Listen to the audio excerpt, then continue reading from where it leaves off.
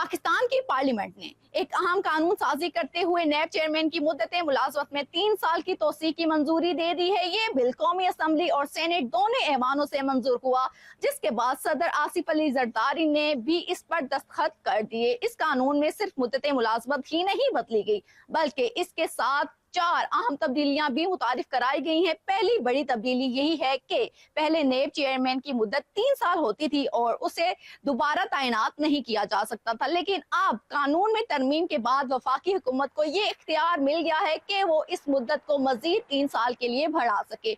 दूसरी अहम तब्दीली नैब अदालतों के इख्तियारात से मुतल्लिक है। अब एहतसाब अदालतें और मुतल्लिका हाई कोर्ट ये इख्तियार रखेंगी कि वो किसी भी मुल्जिम को जमानत दे सकें या इसकी रिहाई का हुक्म जारी कर सके। तीसरी तब्दीली अपील के निजाम में की गई है।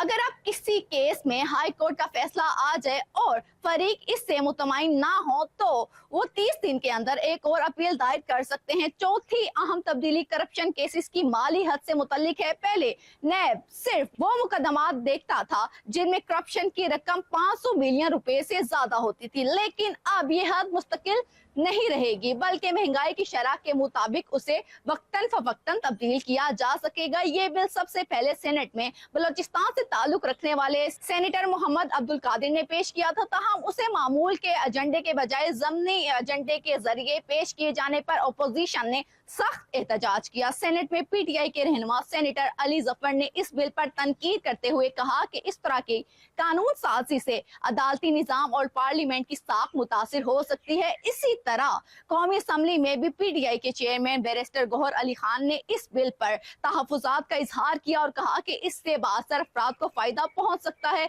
दूसरी जानिब JUI के रुकन आलिया कामरान ने कहा कि चेयरमैन नैब की मुद्दत से मुतल्लिक ये शिक चार्टर ऑफ डेमोक्रेसी के असूलों के खिलाफ है। यूं ये बिल अगर चाहे पार्लियामेंट से मंजूर हो चुका है, लेकिन इसके बाद भी सियासी हलकों में इसके असरात और मकासद पर बहस जारी है।